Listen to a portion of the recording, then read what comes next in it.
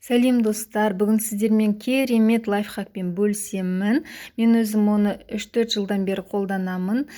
Бізге таңсық емес, әйел адамдары күнделікті кешкі асқа қандай тамақ жасасам екен, түскі асқа қандай тамақ жасасам екен деп ойланамыз. Сол үшін сіздерге керемет лайфхак ұсынамын. Міндетті түрде видеоны соңына дейін қарап, соны жасауға тырысыңыздар. Бұл лайфхак сіздердің күнделікті тұрмыстарыңызды жеңілдетіп, уақыттарыңызды үнемдеп, және де жүйкелеріңізді сақтауға көп мүмкіндік береді. Негізінде әрбір істі жоспарлап, қағазға түсіріп отырған дұрыс. Сол сияқты ас үйдегі ас мәзірінде қағазға түсіруді, қалай жоспарлауды бүгін көрсетемін. Сіз ас мәзірін құруда отбасындағы адам санына, олардың талғамына және де қандай тамақ түрлерін аласыз, соған қарай құрасыз. Мысалға, кейбір отбасыларда үлкен ата-әжелермен, енесімен тұру мүмкін. Сондықтан да оларда үлкен кісілерге арнап, мысалға, сұйық тамақтарды көбірек жасау мүмкін. Қыздар, ол үшін осылай дәптерді аласыздар, жазасыздар: завтрак, ужин, салат және выпечка деп. Салат және выпечка міндетті емес, бірақ өздеріңіз уақыт болса және де қалауларыңызша жасап отырған дұрыс. Завтракқа мысалға қандай тамақ ұсынасыз? Завтракқа жазасыз. Мысалға, біздің үйде балалармен көп қалам. Сол үшін мен балаларға арнайлап жасаймын. Мысалға, каша, рисовый каша. Екінші күні яичница деген сияқты. Мысалға, кашаны да күнде бере бермеймін. Мысалы, каша бүгін каша, ертең мысалға жұмыртқа қуырып берем, арғы күні басқа нәрсе деген сияқты. Осылай араластырып жазасыздар. Осылай үшінші күн мысалға каша басқа түрін берсеңіз болады. Төртінші күні мысалға басқа нәрсе деген сияқты. Солай сіздер 14 список жазасыздар. Қайталана берсін, оның ешқандай ештемесі жоқ. Главное, өздеріңіз таңертең завтракқа не бере аласыз балаларға, соны жазасыздар. Қыздар, байқасаңыздар, мен түскі ас деп жазған жоқпын, себебі күніне бір рет қана тамақ жасаймын кешкі асқа, ал күндіз бізде үйде адамдар болмайды, тек қана баламен қалам. Сол үшін ужинді көбірек жасап, ертеңгі түске жейміз. Егер үйде адам көп, мен 2 рет тамақ жасаймын десеңіз, онда түскі ас деп қоссаңыздар болады. Содан кейін кешкі асқа дәл осылай 14 түрлі тамақ жазасыздар. Өздеріңіздің ыңғайыңызға қарайсыздар, қандай тамақ жасап жүрсіздер, қандай тамақ ұсынасыздар, үйдегілерге соны жазасыз. Мен мысалы осылай жаркое, суп, лапша, манты, сосын 4-ші күні тағы да сұйық тамақ деген сияқты араластырып жасаймын. Бір күні қою болса, бір күні сұйық жасаймын.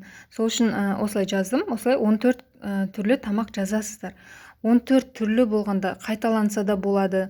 Немесе бір тамақты мысалға аптасына 2 рет жейтін үйлерде болады. Сондай тамақ жазсаңыздар болады. Ыңғайларыңызға қарайсыздар. Сосын салат. Айтқанымдай, салатты да не обязательно, яғни міндетті емес. Өздеріңіздің уақыттарыңызға қарайсыздар. Мысалға, сұйық тамақпен ұсынуға болады. Винегрет, мысалға, морковча деген сияқты. Солай 5-7 түрлі салат жазып қойсаңыз болады. Соның ішіне таңдап біреуін жасай бересіз. Содан кейін выпечка. Выпечкаға да тоже. Мен көңіл-күйім күшті болған кезде өзім тамақ жасаған жақсы көремін. Сол үшін де көңіл-күйім күшті кезде сондай тамақтар, торттар, пирогтар жасаймын. Сол үшін көңіліме қарай, шынымды айтсам. Мына жерде енді бауырсақ, жұма күндері біз мұсылман болғасын бауырсақты көбірек жасаймыз. Сол үшін бауырсақ, пирог деп осылай жазып қоясыз.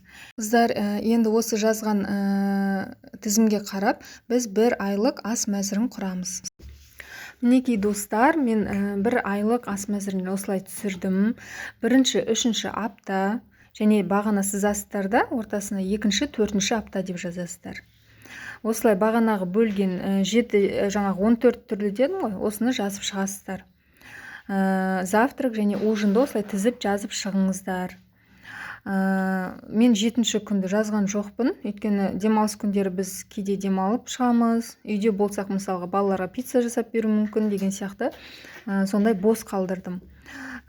1-ші апта осы сол жақтағы тамақтарды дайындасаңыз, 2-ші аптада оң жақтағы тамақтарды дайындайсыз. 3-ші аптада сол жақ, 4-ші аптада оң жақ. 1 айда 30 күн болса, яғни 4 апта, 28, шамамен 28 күн болады.